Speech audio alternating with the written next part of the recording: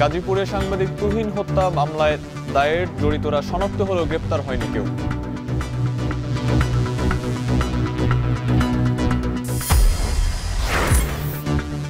সংস্কার কমিশনের বেশ কিছু বিষয়ে অধ্যাদেশের মাধ্যমে বাস্তবায়ন সম্ভব জানালেন আলী রিয়াজ। সনদের পদ্ধতি নিয়ে তৃতীয় দফায় বসবে কমিশন।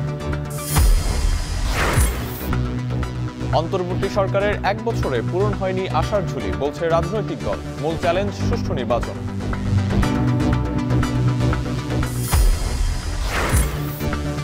ভারতে মার্কিন শুল্ক দ্বিগুণের ঘোষণায় দেশের রপ্তানি খাতে বাড়তি সুবিধা, পণ্যের মান বাড়ানোর তাগিদ।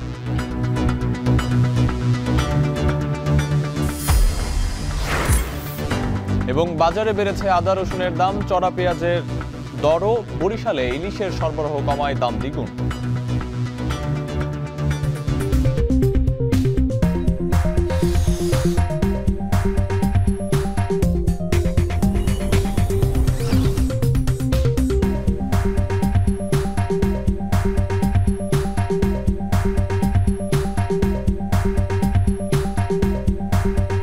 স্বাগত এখন ঢাকায়। পুরো আয়োজনের সঙ্গে আছি আমি আরিফুল ইসলাম সাহাব।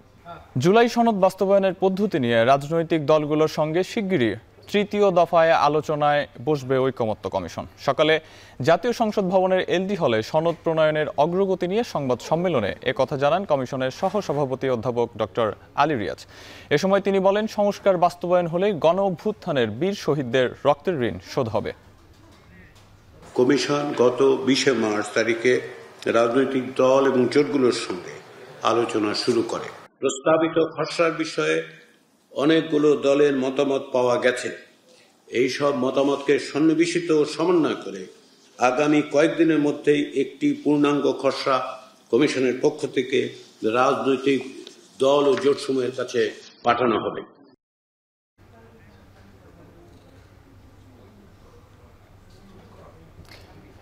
দর্শক, যেমনটি জানাচ্ছিলাম, আমরা গাজীপুরে ইফতেখার রায়হান আমাদের সঙ্গে রয়েছে।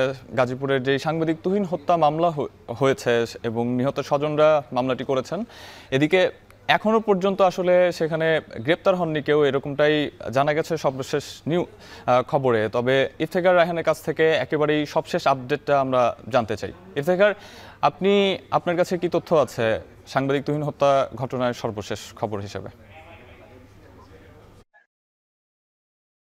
জি, আসলে সাংবাদিক আসাদুজ্জামান তুহিন হত্যার ঘটনায় গতকাল রাতেই একটি হত্যা মামলা দায়ের করা হয়েছে নগরের বাসন থানায়, এবং এই হত্যা মামলাটি দায়ের করেছেন তার বড় ভাই। এবং এই হত্যা মামলায় আসলে কারো নাম উল্লেখ করা হয়নি, অজ্ঞাত আসামি করা হয়।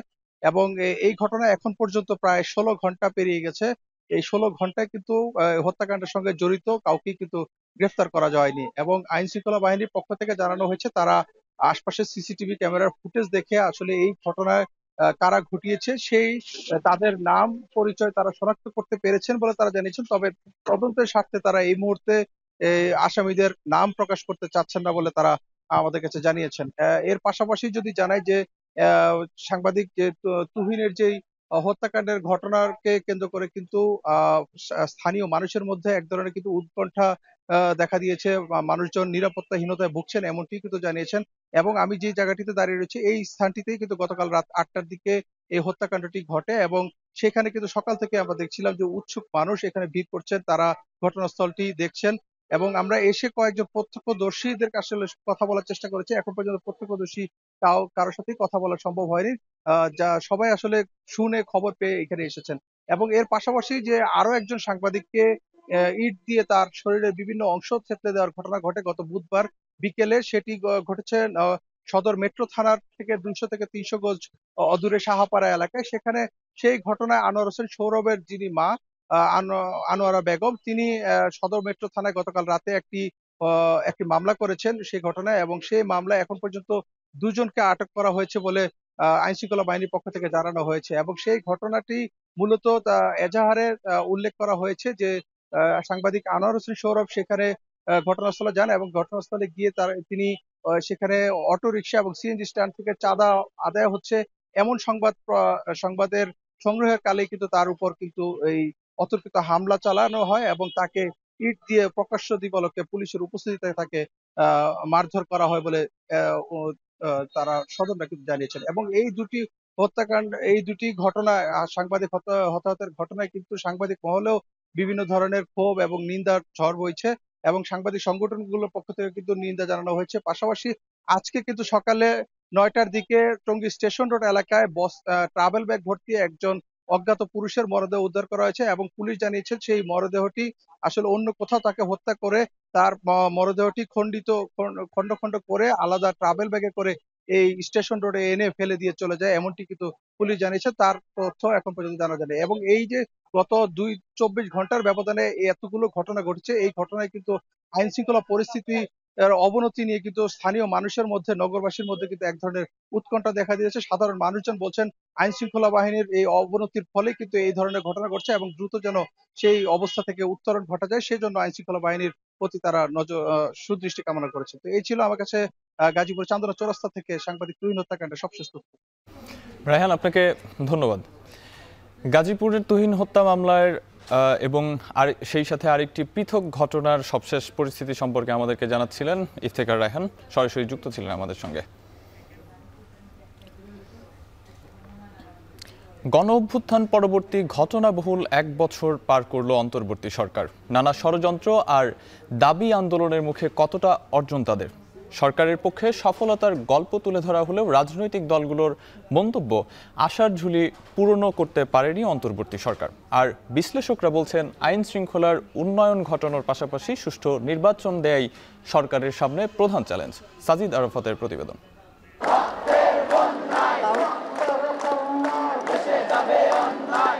ছাত্র জনতার গণ অভ্যুত্থান, রাজপথের লড়াই সংগ্রাম আর হাজারো প্রাণের বিনিময়ে পতন হয় আওয়ামী লীগের। ২৪ জুলাই আন্দোলনের হাত ধরে ক্ষমতার মসনদ ছেড়ে দেশ ত্যাগে বাধ্য হন শেখ হাসিনা। ৫ আগস্ট ২০২৪ দেশের রাজনীতির অধ্যায়ে লেখা হয় নতুন এক ইতিহাস। আমি আইন অনুযায়ী অন্তর্বর্তীকালীন সরকারের ৮ আগস্ট বঙ্গভবনে রাষ্ট্রপতির কাছে শান্তিতে নোবেলজয়ী অর্থনীতিবিদ ডক্টর মোহাম্মদ ইউনূসের নেতৃত্বে শপথ নেয় ১৩ সদস্যের উপদেষ্টা পরিষদ। জগদ্দল পাথর নেমে যাওয়ার পর মানুষের আশা ভরসার আশ্রয় হয়ে ওঠে ইউনূস সরকার। কেমন ছিল এই সরকারের ১ বছরের কার্যক্রম? নানা চ্যালেঞ্জের মুখে ১ বর্ষপঞ্জিকায় সফলতা নাকি ব্যর্থতা, কোন পাল্লা ভারী ছিল? অভ্যুত্থান পরবর্তী আইনশৃঙ্খলা পরিস্থিতির উন্নয়ন, মব নিয়ন্ত্রণ, মূল্যস্ফীতির লাগাম টানা, ভঙ্গুর অর্থনৈতিক কাঠামোকে মজবুত করাই যেন প্রধানতম চ্যালেঞ্জ হয়ে দাঁড়ায় অন্তর্বর্তী সরকারের সামনে। কিন্তু সরকার ও রাজনৈতিক দলগুলো বারবার অভিযোগ তুলেছেন পতিত সরকারের একের পর এক ষড়যন্ত্রে কণ্টকাকীর্ণ হয় ৫ আগস্ট পরবর্তী অধ্যায়। শপথের দুদিন পরেই সরকারের সামনে আসতে থাকে নানামুখী চ্যালেঞ্জ। ১০ আগস্ট ২০২৪ অনেকটা তাড়াহুড়ো আর লুকোচুরি করে ডাকা হয় সুপ্রিম কোর্টের বিচারপতিদের নিয়ে ফুল কোর্ট মিটিং। জুডিশিয়াল কু নিয়ে সন্দেহের দানা বাঁধলে সামাজিক যোগাযোগ মাধ্যমে তা ছড়িয়ে পড়লে তাৎক্ষণিক এই ষড়যন্ত্র রুখে দেয় সরকার। এই ঘটনার রেশ কাটতে না কাটতেই ২৫ আগস্ট শুরু হয় আনসার বাহিনীর বিক্ষোভ। চাকরি জাতীয়করণের দাবিতে সচিবালয় ঘেরাও করে আন্দোলন করে বাহিনীর একটি অংশ, যা সফলভাবে সামাল দেয় সরকার। ১ বছর পূর্তিতে সামাজিক যোগাযোগ মাধ্যমে সরকারের সফলতার কথা তুলে ধরেন প্রধান উপদেষ্টার প্রেস সচিব, যেখানে অর্থনৈতিক পুনরুদ্ধার, বাণিজ্য অগ্রগতি, জুলাই সনদ, জুলাই হত্যাযজ্ঞের বিচার, প্রবাসী অধিকার, পররাষ্ট্রনীতিতে পরিবর্তন সহ ১২টি বিষয় তুলে ধরা হয়। আজকের থেকে দ্বিতীয় অধ্যায়ের শুরু, এবং উনি বলেছেন যে এই দ্বিতীয় অধ্যায়ের প্রথম এবং প্রধান কাজ হলো নির্বাচন সুন্দরভাবে করা। ইউএস আমাদের উপরে 20% ট্যারিফ ইম্পোজ করেছে এবং যেটা সত্যিকার অর্থে আমাদের যারা কম্পিটিটর তাদের থেকে আমরা বলবো যে আমরা এখন মোটামুটি একই বা ভালো অবস্থানে আছি। এখন পর্যন্ত সরকারের অন্যতম সফলতা মূল্যস্ফীতি নিয়ন্ত্রণ। উত্তরাধিকার সূত্রে দুর্বল অর্থনৈতিক ব্যবস্থা আর বন্যার মতো প্রাকৃতিক দুর্যোগ মোকাবিলা করেও সার্বিক মূল্যস্ফীতি ৮.৪৮% কমিয়ে আনতে সমর্থ হয় সরকার। সবশেষ মার্কিন শুল্কও কমিয়ে আনে। তলানিতে থাকা রিজার্ভও চাঙ্গা হয়েছে অন্তর্বর্তী সরকারের হাত ধরে। এখন পর্যন্ত ছাড়িয়েছে ৩০ বিলিয়ন মার্কিন ডলার। আর গত এক বছরে রেমিটেন্সের মাধ্যমে দেশে আসে রেকর্ড ৩০ বিলিয়ন ডলারের বেশি। তবে বৈদেশিক বিনিয়োগ আর কর্মসংস্থান সৃষ্টিতে আশার আলো জ্বালাতে ব্যর্থ সরকার। এক বছরে নানা ইন্ধনে অন্তর্বর্তী সরকারকে বিব্রত করার পায়তারার অভিযোগ আছে বিস্তর। এর মাঝেই দেশজুড়ে ডানা মেলতে থাকে মব সংস্কৃতি, বাড়ে ছিনতাই, চাঁদাবাজি সহ নানা অপকর্ম, যা ঠেকাতে হিমশিম খায় সরকার। এছাড়া নির্বাচন, সংবিধান, স্বাস্থ্য, গণমাধ্যম সংস্কারে গঠন করা ৬টি কমিশনের অধিকাংশ সুপারিশই এখনও পূর্ণাঙ্গ বাস্তবায়নের মুখ দেখেনি। ৬টা কমিটি করেছেন তারা রাষ্ট্র ব্যবস্থার সংস্কারের জন্য। সেই সংস্কারগুলো দরকারি, কিন্তু কোনোটাই তো একটু বিস্তৃতভাবে ব্যাখ্যা করে তারা বলেননি। একটা দফা হিসেবে একটা বক্তব্য দিয়েছে। যতটা পারা যায় একটা নির্বাচন জাতীয় সংসদের করে নির্বাচিতদের হাতে ক্ষমতা দিয়ে এই সরকার যদি মানে চলে যায়, দেশের জন্য কাজ করার সুযোগ ক্ষমতার বাইরে থাকলেও করা যায়। এক বছরের মাথায় জুলাই ঘোষণাপত্র দেয়াকেই ইতিবাচক বলছেন অনেকেই। তবে এ নিয়ে মিশ্র প্রতিক্রিয়া রয়েছে রাজনৈতিক দলগুলোর মধ্যে। ঘোষণাপত্রকে স্বাগত জানালেও বিএনপি বলছে এক বছরে আশানুরূপ প্রতিদান দিতে পারেনি সরকার, বিশেষ করে আইনশৃঙ্খলা পরিস্থিতি নিয়ন্ত্রণে ব্যর্থ ডক্টর ইউনূসের সরকার। সরকারের মধ্যে যারাই আছেন তাদের আসলে রাষ্ট্র পরিচালনার অভিজ্ঞতা সম্বন্ধে খুব কম ব্যক্তি আছে। মব কালচারের সৃষ্টি হয়েছে, ডেমোক্রেসির পরিবর্তে ডেমোক্রেসির একটা টেন্ডেন্সি দেখা দিয়েছে। তাদের পক্ষে এই বিষয়কে অর্জন করা হয়তো সম্ভব ছিল না, তবে জাতির আশা অনেক বেশি ছিল, আমাদের প্রত্যাশা অনেক বেশি ছিল। তবে জামায়াতে ইসলামের মত, জুলাই ঘোষণাপত্র অসম্পূর্ণ রয়ে গেছে। সংস্কার ইস্যুতেও সরকারের ধীরগতির অভিযোগ দলটির। প্রত্যাশা আমাদের অনেকই ছিল, আসলে সেই প্রত্যাশা শতভাগ পূর্ণ হয়নি। এখনও দুর্নীতি আছে, এখনও সন্ত্রাস, মব জাস্টিস আছে, চাঁদাবাজি আছে। আইনি ভিত্তি দিয়ে জুলাই চার্টারকে আইনে পরিণত করে আগামী নির্বাচন করতে পারলে আমাদের প্রত্যাশা অনেকাংশে পূরণ হবে। ফ্যাসিবাদ পতনের পর যে নতুন সম্ভাবনা আর সংস্কারের প্রতিশ্রুতির ফুলঝুরি, অনিশ্চয়তা কাটিয়ে তা কতটা বাস্তবায়নযোগ্য সে প্রশ্নের সমাধান হোক বা না হোক, অন্তর্বর্তী সরকারের দ্বিতীয় অধ্যায়ের যাত্রাপথে এখন বড় চ্যালেঞ্জ আগামী নির্বাচন। আগামী রমজানের আগে 2026 সালের ফেব্রুয়ারি মাসে জাতীয় নির্বাচন অনুষ্ঠানের আয়োজন করেন। সাজিদ আরাফাত, এখন ঢাকা। দেশে নির্বাচন করার মতো কোনো পরিবেশ নেই, কোথাও সরকারের নিয়ন্ত্রণ নেই বলে মন্তব্য করেছেন জাতীয় পার্টির মহাসচিব ব্যারিস্টার শামীম হায়দার পাটোয়ারি। কাকরাইলে দলটির কেন্দ্রীয় কার্যালয়ে সংবাদ সম্মেলনে তিনি বলেন, এমন পরিস্থিতিতে নির্বাচনে অংশ নেওয়া হচ্ছে হাত পা বেঁধে পুকুরে ঝাঁপ দেয়া। জাতীয় পার্টিকে ভাঙার ষড়যন্ত্র হচ্ছে বলেও অভিযোগ করেন তিনি।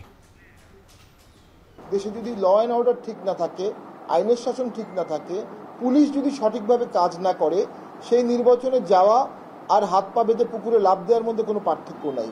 আমরা আগে রাষ্ট্র দেখতে চাই, আগে সরকার দেখতে চাই। একটা নির্বাচনের সময় যে শক্তিশালী সরকার প্রয়োজন, উদার সরকার প্রয়োজন, লেভেল প্লেইং ফিল্ডের নিউট্রাল সরকার প্রয়োজন। সেই সরকারের দিকে যদি বর্তমান সরকার যায়, তাহলে আমরা অবশ্যই নির্বাচনের ব্যাপারে চিন্তা ভাবনা করব। সরকারকে অবশ্যই খোলা মন নিয়ে ফ্যাবুলাস ইলেকশন করার জন্য সকলকে অনবোর্ড আনতে হবে। সকলকে অনবোর্ড আনতে না পারলে নির্বাচনটা গোড়া থেকেই প্রশ্নবিদ্ধ থেকে যাবে, প্রক্রিয়াটা প্রশ্নবিদ্ধ হবে এবং দেশও সংঘাতের দিকে যাবে। যুক্তরাষ্ট্র আরোপিত নতুন 20% নতুন ট্যারিফ কার্যকর হয়েছে বৃহস্পতিবার থেকে। তবে যুক্তরাষ্ট্রে ভারতের উপর শুল্ক দ্বিগুণ হওয়ার ফলে বাংলাদেশের তৈরি পোশাক ও অন্যান্য পণ্যের জন্য বিশাল সুযোগ তৈরি হতে পারে বলে মনে করছেন ব্যবসায়ীরা। এর সুযোগ কাজে লাগানোর তাগিদ তাদের। বিস্তারিত প্রতিবেদনে।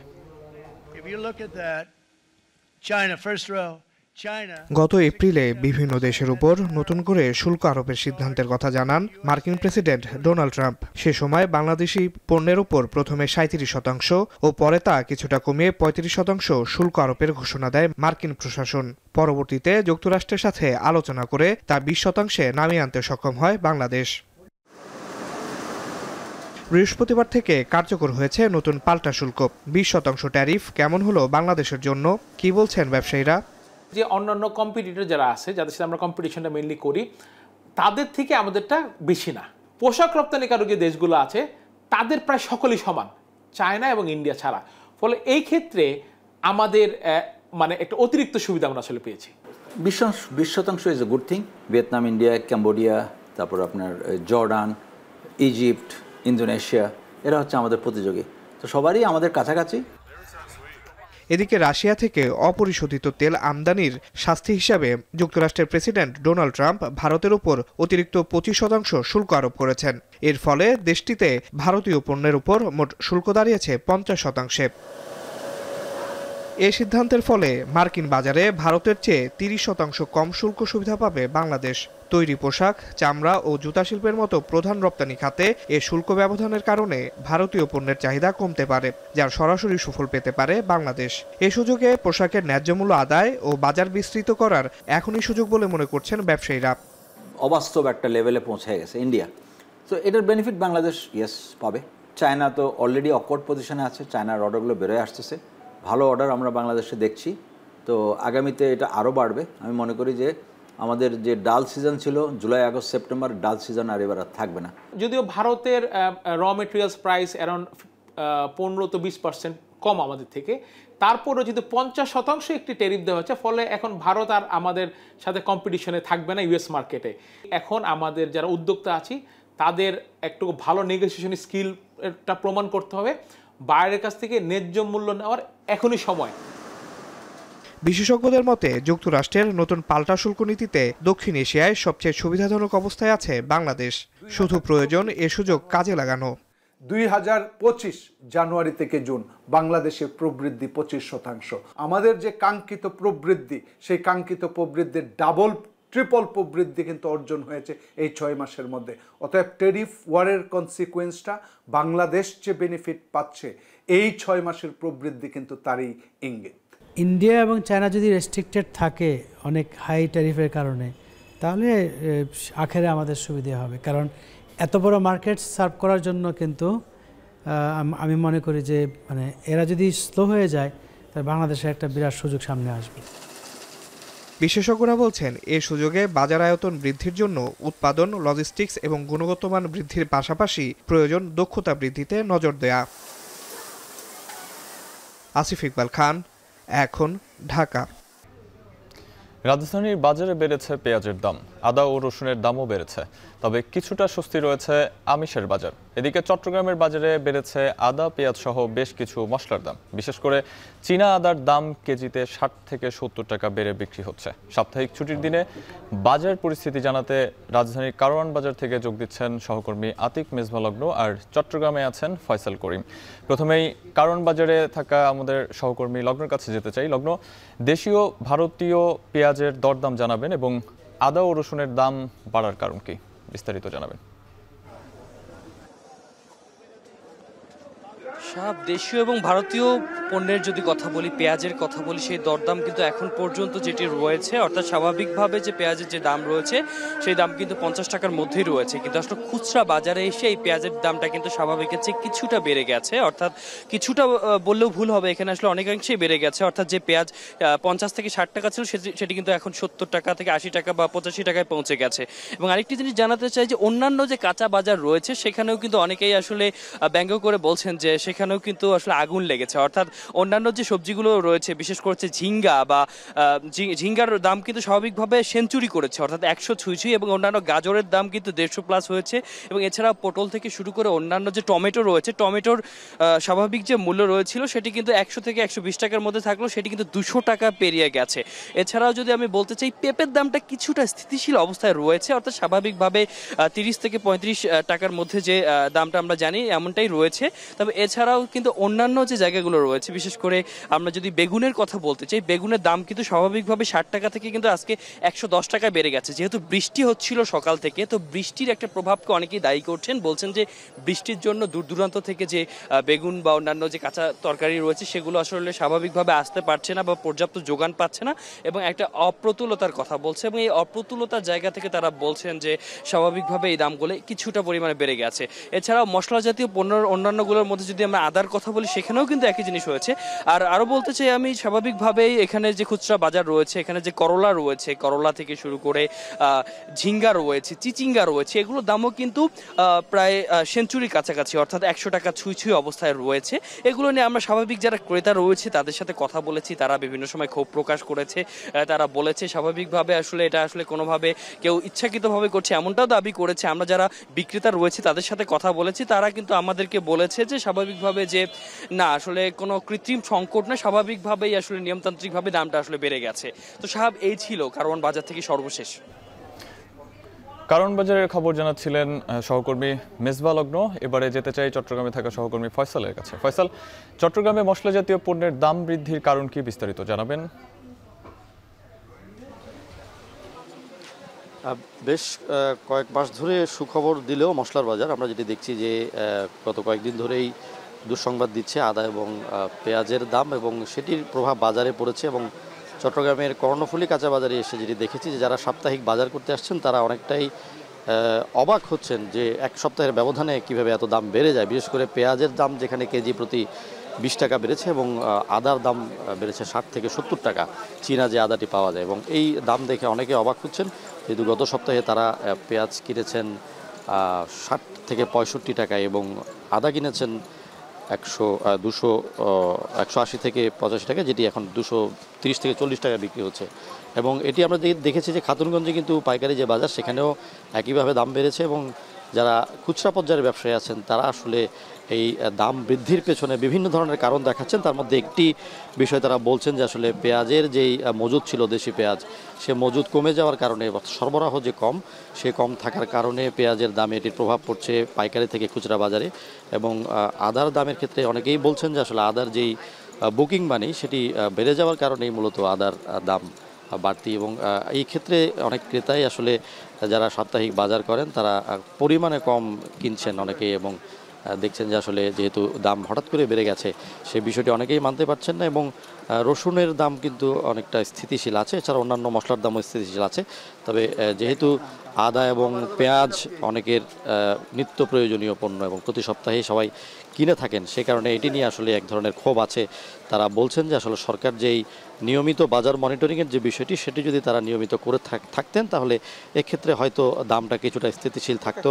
এবং অন্যান্য যেই মশলা সেগুলোর ক্ষেত্রে তারা দাম নিয়ে সন্তোষ প্রকাশ করেছেন। এবং ব্যবসায়ীরাও আসলে বলছেন যে এক্ষেত্রে আমদানি বাড়িয়ে কিংবা বাজার মনিটরিং করে যেই দাম নিয়ন্ত্রণের বিষয়টি সেটি যাতে সরকারের পক্ষ থেকে করা হয়। রাজধানীর কারণ বাজার ও চট্টগ্রামের সবজির দরদাম ও মশলা পণ্যের দরদাম নিয়ে বিস্তারিত জানানোর জন্য আমাদের সঙ্গে যুক্ত ছিলেন লগ্ন এবং ফয়সাল।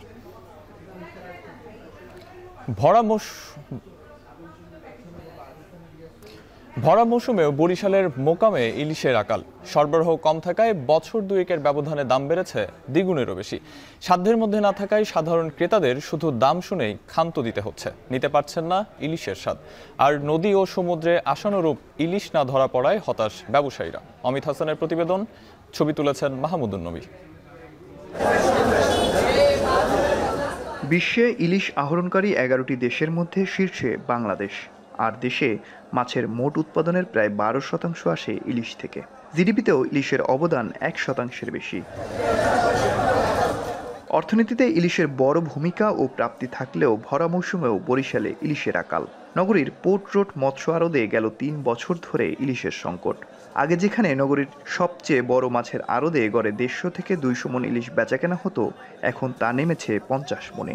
পর্যাপ্ত ইলিশ না মেলায় ক্ষতিগ্রস্ত ব্যবসায়ীরা। বেচা কিনা আগের থেকে তুলনামূলক অনেক কম, কারণ সাধারণ পাবলিক তো ইলিশ কিনে খাওয়ার মতো উপযোগী না।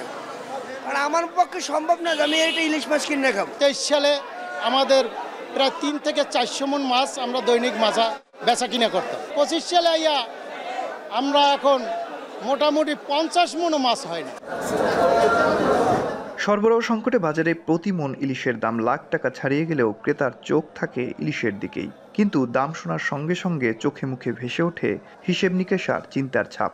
বছর দুয়েকের ব্যবধানে বরিশালে ইলিশের দাম বেড়েছে দ্বিগুণের বেশি। 2023 সালে 1 কেজি আকারের প্রতি মণ ইলিশ বিক্রি হয় 60,000 টাকায়, এখন যা ছাড়িয়েছে লাখ টাকার ঘর। 2200-2500 টাকা মাছের কেজি, এত সবাই কিনতে পারে না, সবার পক্ষে সম্ভব না। 2500-2600 যদি 1 কেজি সাইজের মাছ হয়, মানে তারা চাইলেই আসলে মানে সবাই ক্যারি করতে পারে না। ছোট মাছ যেটা চাই 600-700, এটা 1950 টাকা। তাহলে মানুষের কেনার ক্ষমতা এখন ঠেকছি, মেহমান আছে, নিতে হবে। এদিকে ইলিশের উৎপাদন বাড়াতে প্রতি বছরই বিভিন্ন উদ্যোগ নেয় সরকার, কিন্তু বাস্তবে তার কোনো সুফল নেই। তারপরেও মৎস্য বিভাগের দাবি, ইলিশ রক্ষা ও সরবরাহ বাড়াতে সরকারের নির্দেশনা অনুযায়ী কাজ করছেন তারা। সাগরের মাছের সরবরাহ বিঘ্নিত হচ্ছে বিধায় মাছের দামও বেশি, বাজারে মাছের সরবরাহ কম। সাগর থেকে যেটুকু মাছ ধরা সম্ভব হচ্ছে তা মেইনলি পটুয়াখালী, আলপুর, মহিপুরে ওরা আনলোড করে বা অবতরণ করে, ওখান থেকে মাছ সরাসরি ঢাকায় চলে যায় বা দেশের বিভিন্ন স্থানে চলে যাচ্ছে। সারা দেশে ইলিশের মোট উৎপাদনের প্রায় 66% ইলিশ উৎপাদন হয় বরিশাল বিভাগে। তবে মৎস্য অধিদপ্তরের তথ্য অনুযায়ী 2022-23 অর্থবছর থেকে 2024-25 অর্থবছর পর্যন্ত মাছের উৎপাদন কমেছে প্রায় 37,000 মেট্রিক টন। এর প্রভাব পড়েছে বরিশালের বাজারগুলোতে। তবে গবেষণার মাধ্যমে সমস্যাগুলো সমাধানে যথাযথ পদক্ষেপ গ্রহণ করলে এই উৎপাদন বাড়ানো সম্ভব বলে মনে করছেন বিশেষজ্ঞরা। বরিশালের নদীগুলোতে দেখা দিয়েছে নাব্য সংকট, জেগে উঠেছে চর, নানাভাবে দূষিত হচ্ছে নদ নদীর পানি, যেগুলো ইলিশের উৎপাদন ও চলাচল বাধাগ্রস্তের কারণ। তবে আর কি কি কারণ ইলিশ উৎপাদনে প্রভাব ফেলছে তা নিরূপণের মাধ্যমে ব্যবস্থা নেওয়ার পরামর্শ বিশেষজ্ঞদের। নদীগুলো দিন দিনই গভীরতা কমছে এবং এই গভীরতা কমার ফলে হতে পারে যে আপনার ইলিশের চলাচলে বাধাগ্রস্ত হচ্ছে, ফলে ইলিশের উৎপাদন কিন্তু কমতে পারে। আর একটা হতে পারে দূষণ, একটা কারণ হতে পারে। বরিশালের বাজারে 700 থেকে 900 গ্রামের ইলিশের দাম মন প্রতি 25 থেকে 30,000 টাকা বেড়ে বর্তমানে 82 থেকে 85,000 টাকায় বিক্রি হচ্ছে।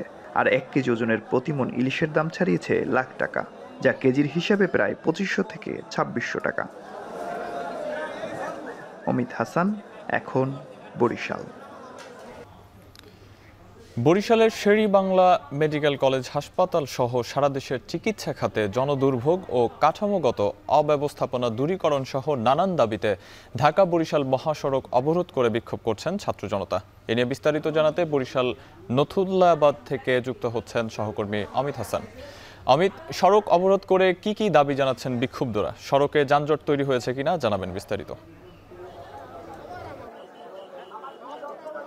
শাহাদ, একটু জানিয়ে রাখি যে গত 12 দিন ধরেই কিন্তু বরিশালে শের-ই-বাংলা মেডিকেল কলেজ হাসপাতাল সহ সারা দেশের যে সরকারি হাসপাতালগুলো আছে সেই হাসপাতালগুলোর সংস্কারের দাবিতে আন্দোলন করছে ছাত্র জনতা, এবং আজকে সেই 12তম দিনে তারা কিন্তু ঢাকা বরিশাল মহাসড়ক অবরোধ করে এই বিক্ষোভ সমাবেশটি চালাচ্ছেন। এবং এতে বরিশালের বিভিন্ন বিশ্ববিদ্যালয় শিক্ষা প্রতিষ্ঠানের শিক্ষার্থীরা অংশগ্রহণ করেছে। একই সাথে যারা কন্টেন্ট ক্রিয়েটর রয়েছে বরিশালের, তারাও কিন্তু এতে আসলে যোগদান করেছে এবং তারা বলছে যে শের-ই-বাংলা মেডিকেল কলেজ হাসপাতাল সহ সারা দেশের যে হাসপাতালগুলো রয়েছে সেই হাসপাতালগুলোতে জনদুর্ভোগের সৃষ্টি হয়। বিভিন্ন সময়ে তারা পর্যাপ্ত যে সেবা সেই সেবাটি পায় না। একই সাথে বিভিন্ন ধরনের যে দালাল চক্র রয়েছে তারা আসলে গরিব যারা সেবা নিতে আসে তাদেরকে আসলে তাদের পকেট হাতিয়ে নেয়, এরকম তারা অভিযোগ করেছে। এবং বিভিন্ন ধরনের ডাক্তার সংকট নিয়েই কিন্তু তারা এই হাসপাতালটি পরিচালনা করছে, এমন কিছু অভিযোগ তারা করেছে। এবং 3 দফা দাবি নিয়ে তারা কিন্তু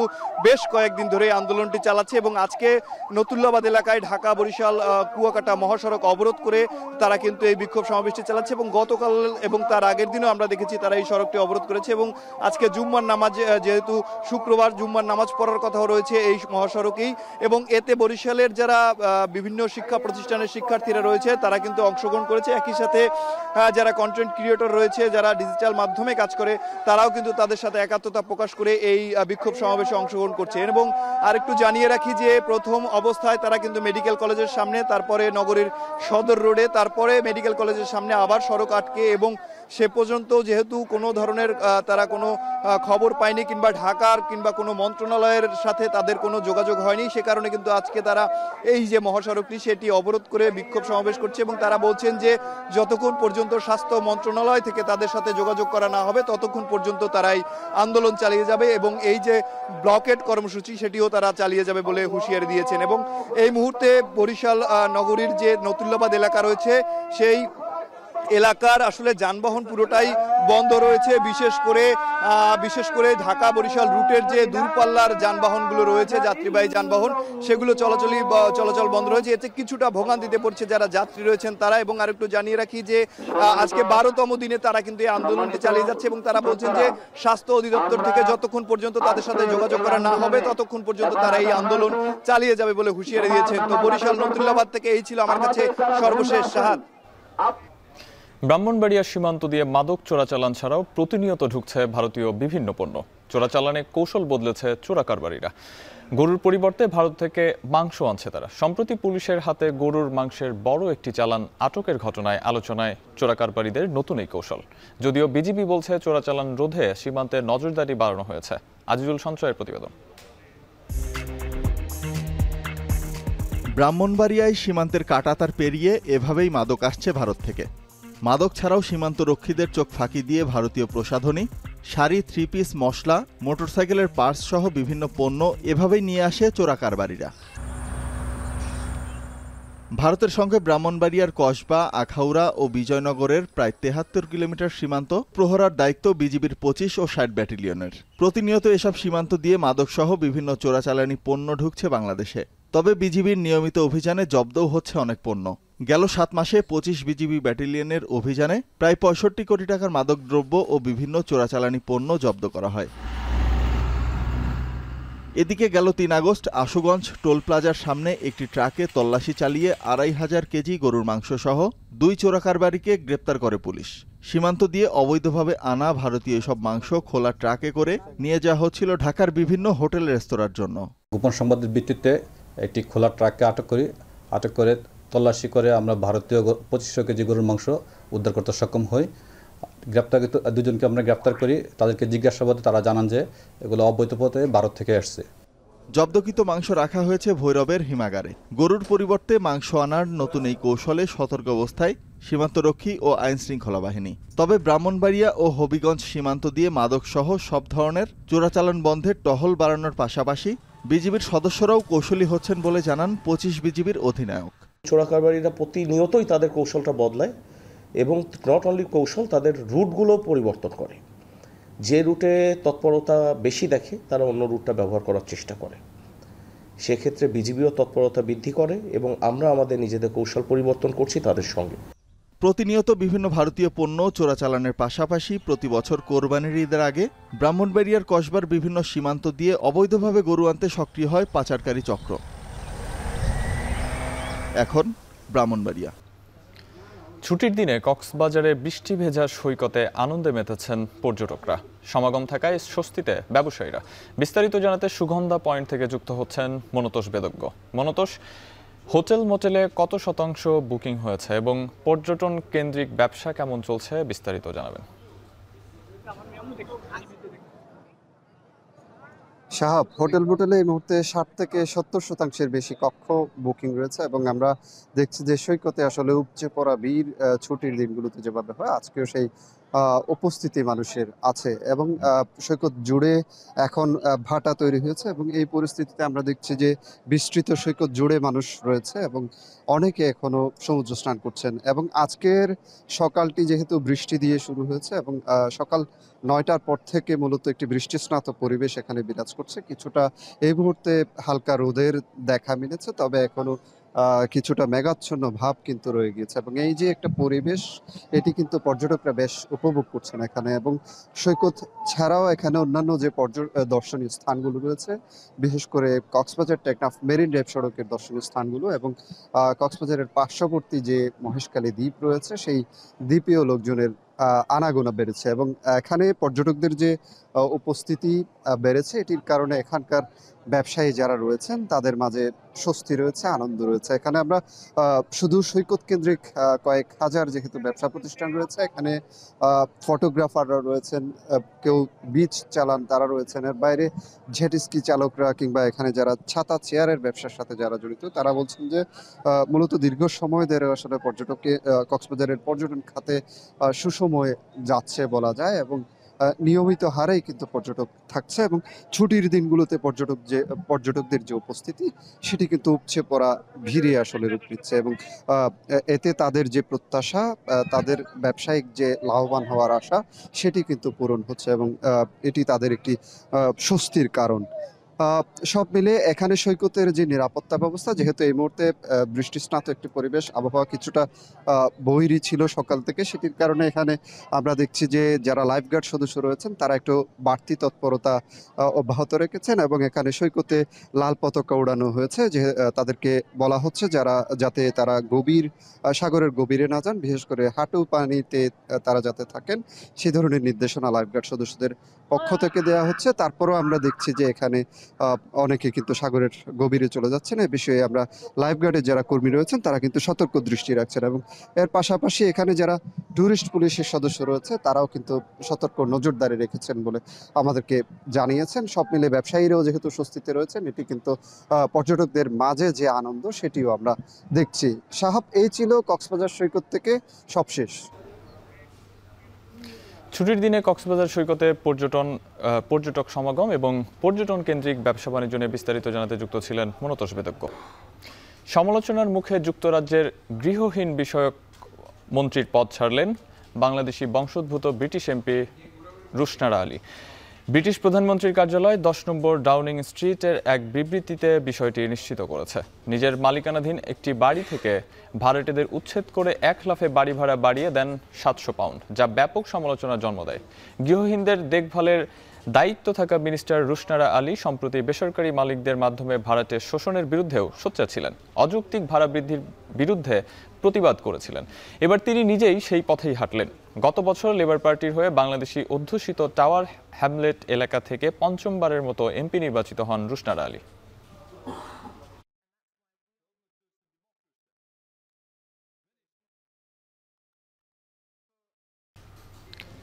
ত্রিদেশীয় যুব ওয়ানডে সিরিজের গ্রুপ পর্বে নিয়ম রক্ষার ম্যাচে জিম্বাবুয়ের বিপক্ষে মাঠে নামবে বাংলাদেশ। হারারেতে 2 দলের লড়াই শুরু হবে বাংলাদেশ সময় দুপুর 1:15টায়।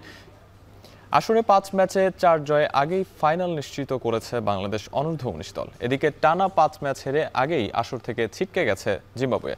বাংলাদেশের বিপক্ষে জয় দিয়ে এখন শেষ করাই লক্ষ্য স্বাগতিকদের। গ্রুপ পর্বে এর আগে জিম্বাবুয়ের বিপক্ষে 2বার দেখা হলেও আজিজুল হাকিমের দলের সামনে পাত্তাই পায়নি স্বাগতিকরা। নিজেদের শেষ ম্যাচে নিয়ম রক্ষার হলেও জয়ের দিকে নজর অনূর্ধ্ব-19 দলের। এদিকে 10 আগস্ট আসরের শিরোপা জিততে বাংলাদেশ যুবাদের লড়তে হবে শক্তিশালী দক্ষিণ আফ্রিকার বিপক্ষে।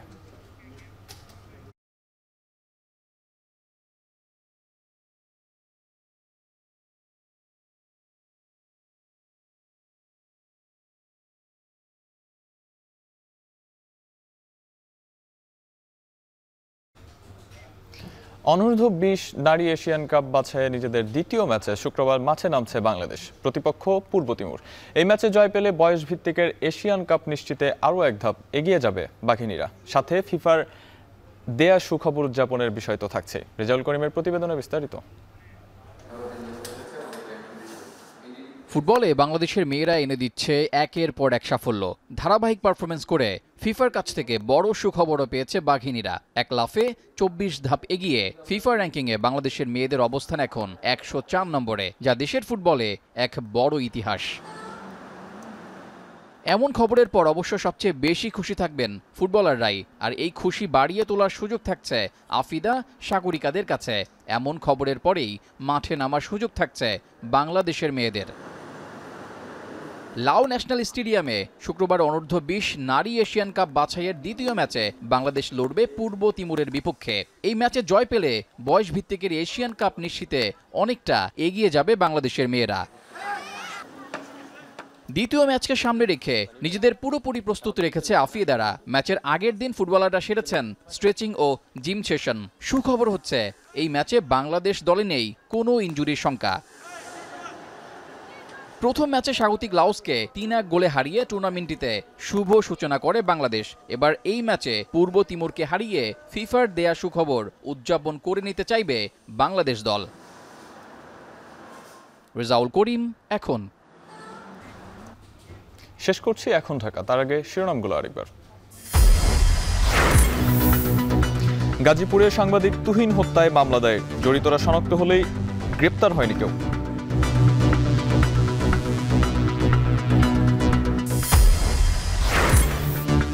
সংস্কার কমিশনের বেশ কিছু বিষয় অধ্যাদেশের মাধ্যমে বাস্তবায়ন সম্ভব, জানালেন আলী রিয়াজ। সনদের পদ্ধতি নিয়ে তৃতীয় দফায় বসবে কমিশন।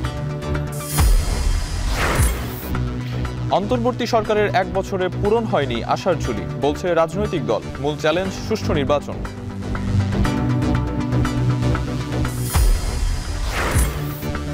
ভারতে মার্কিন শুল্ক দ্বিগুণের ঘোষণায় দেশের রপ্তানি খাতে বাড়তি সুবিধা, পণ্যের মান বাড়ানোর তাগিদ।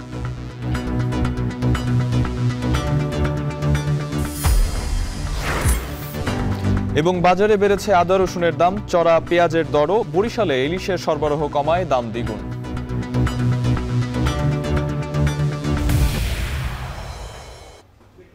এই ছিল এখন ঢাকায়। এখন টেলিভিশন ওয়েবসাইটে দেখতে ভিজিট করুন www.ekhon.tv। এছাড়াও ফেসবুক দেখতে ভিজিট করুন facebook.com/tv.ekhon এবং ইউটিউবে দেখতে ভিজিট করুন youtube.com/c/ekhon tv।